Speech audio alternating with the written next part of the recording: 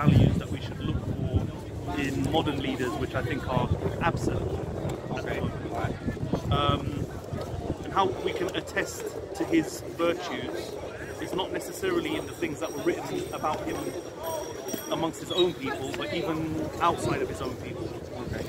So, for example, he's mentioned in the Hebrew Bible over 20 times. Okay. He's identified as the one who freed the slaves from captivity when he went to Babylon. And he's known for cultural, religious tolerance. And I think that these are things that we should hope that our modern leaders will embody.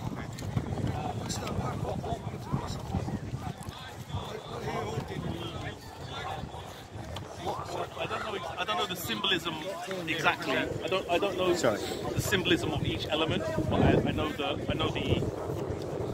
this is the flag that was flown in his name. What was their religion at that time? There is good evidence to suggest that Cyrus the Great was a Zoroastrian. Zoroastrian? Yeah. He was a worshipper of Ahura Mazda. Yeah.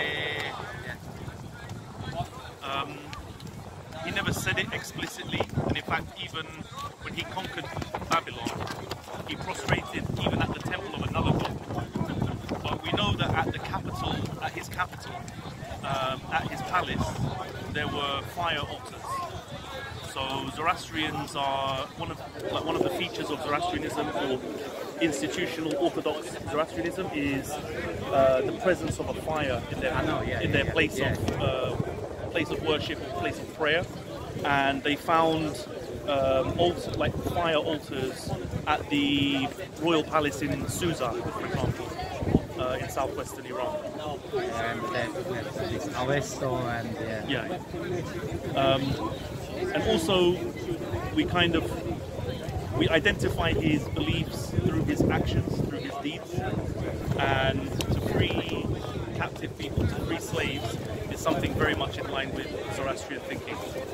So, why is this here for? Like, I didn't really get the point, you know. Well, like I mentioned, right? Yeah. The state of the world. You mentioned about the leaders, yeah. So yeah, the state. First of all, it's a nice way to start the conversation. Right? Yeah. It caused you to come and ask me a question. It's really good, yeah. And I just want to the point, you know. I didn't get the point. We look at people like Joe Biden, we look at people like Rishi Sunak and Boris Johnson before him. When I look at those people, I don't think these guys embody the types of values that are going to allow us to progress our society to get to a better place than we are now. I don't feel like these types of people have the answers that we need. But I look back in history at someone who happens to be like amongst my ancestors and say this is the kind of leader that the world needs these days. I don't know where that would come from, but sometimes you have to look back to know what you need today so that we can look forward and try to find it. So there you go. Just to mention his attributes, So identify those attributes and say these are the types of and attributes. make them criteria for the new leaders. I think so. I think so. I mean, this is somebody who was received almost universal praise. He brought with him a new approach to leadership. One that, don't get me wrong, he fought wars. People opposed him, of course, there were uprisings. But at the same time, the general character of his empire was one where people were afforded the liberty to continue with their cultural norms, to continue with their own languages, to freely practice their own religions, to such an extent that he paid from the royal treasury to rebuild, for example, the temple of the Jews in Jerusalem, and numerous other examples like that. So that's history in general, though. You know, like the leaders in the past all have different morals to lead the way they handle it. Like even in Islamic history, you have leaders who are doing a lot that are doing today. Well, I think if we have examples in our history of leaders who did righteous things and who set a good example, then we should be able to talk about those actions and then see how they can be projected into our current state of affairs. Can I ask you a question? What is your religion? Are you a religion? Do you have a religion? I am a student of the philosophy of Zarathustra. Okay. The person after whom a religion called Zoroastrianism was named. However, I don't adhere to orthodox religion per se. In fact, I think the establishment of institutional religion is somewhat in contradiction with his teachings.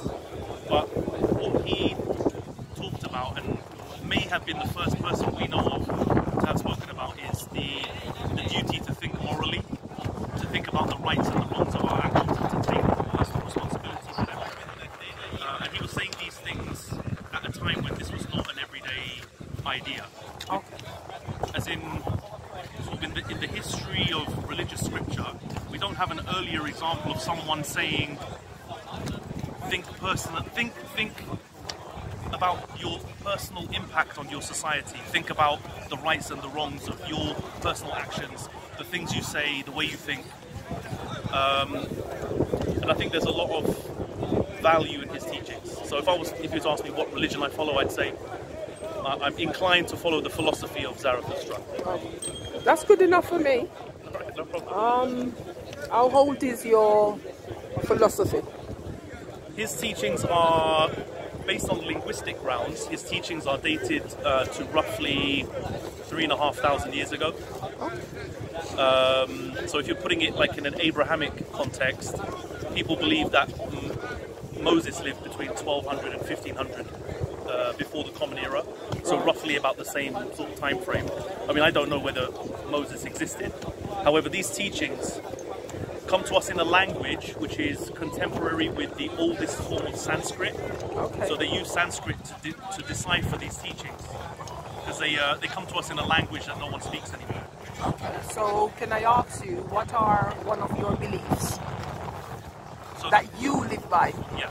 So the main tenets of this philosophy are good thoughts, good words, and good deeds.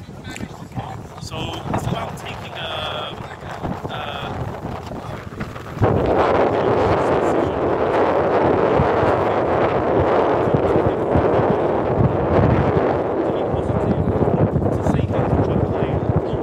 unnecessarily destructive, and to manifest our good thoughts in good deeds, in acts of kindness, charitable behavior.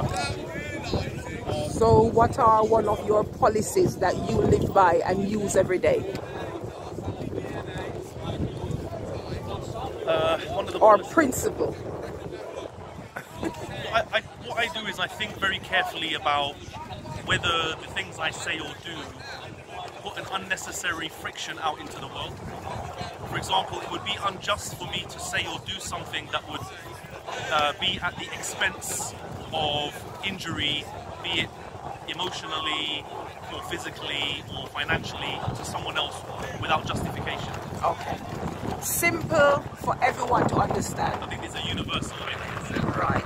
I'm a very down-to-earth person. Right? I try to be positive. But like any other human, you know, I'm not perfect. So just tell me, what advice would you have for me living in this society? I'll pick specifically on something you just said. Yeah. And that you say, I'm human and therefore I'm not perfect. But actually, it's what makes you human that separates you from the rest of nature. Individual. It's what separates you even from, if you want to describe it that way, from the rest of creation. Okay. Like, a squirrel doesn't know what's right and wrong. A squirrel just sees a nut and wants to... You even see your car engine and eats it. There you go. But as a human being, Yeah. you have the cognitive ability to rationalize, to work out what's right and what's wrong about the thing you're about to do.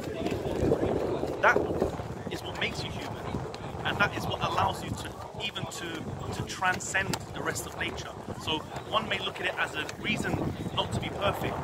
I see it as an opportunity to try to be. Yeah. So some people kind of lean on their humanity as a crutch, and of course we follow it. But at the same time, we're able to look at our failings and try to improve them. So that's what I try to do. That's what I aspire to. Okay. As I said, I just want it in simple terms, something that you will get up every day and just do as a human. Just try to be better every single day. Do you try to be kind? Do you try to be honest? Absolutely. I think when you make a conscious decision to follow this way of life, you begin to recognize opportunities to manifest that good thought. And that means simple acts of kindness, generosity, listening to people rather than always feeling like you need to be heard. So I think it's about accommodating other people's needs to a certain extent. Yeah. And I think that we'll all benefit from that. Have you ever been emotional? I'm emotional all the time. I'm Oh, emotional that's now. good. I'm emotional now speaking to you. Why? Just explain that one. I think that this philosophy by which I live gives me a certain amount of direction that maybe I may otherwise not have had. And that's quite a liberating feeling. And that's a positive emotion. Okay. So you said just talking to me make you emotional. Yeah, I think just being able to share these ideas, to have a nice conversation with a person such as yourself is something to celebrate. Thank you. Something to enjoy. Yeah, I feel very positive talking to you actually. Yeah, I feel the same. So I just have one more question. Sure. You know, like in the Bible they say thou shalt not steal, thou shalt not commit adultery and things like that. Just give me your own philosophy, things that you take very personal and live by. The teachings of Zarathustra are not prescriptive in the same way. So I know, that's why I use the word. Yeah. Give me your Yeah. personal. I always like to use what you said as a launch pad. So that Okay. so you know I'm listening to you, Good. and You're so I can- responding. and maybe so that you can find the answer more relatable. Okay. Because it's coming directly from what you said to me. So Zarathustra's teachings are not prescriptive. They don't. It doesn't say give you a list of things to do and not to do, to say and not to say. The onus is on you and I to think through the things we're going to say, think through the things we're going to do before we do them. And I get it. Sometimes we can be impulsive creatures sometimes, but it's about the intention to do good. And so I always try to be mindful. I think mindfulness is an incredibly important thing to practice. And my understanding from his teaching is that evil emerges in the mind in an absence of the mindfulness of good. So as long as we're mindful of good, we have a much better chance of manifesting it. I hope that answers your questions. It's sort of. I'm not going to tell you I fully, understand it, but it's sort of, yeah, sound good. Yeah, thanks. Nice talking to you. You too, thank you yeah? very much. So what do you like to be called here? My name is Cyrus. Cyrus, okay. That's good enough. Okay, thank you. What's your name? Jackie, Jackie, nice to meet you. Jackie. thank you. Bye.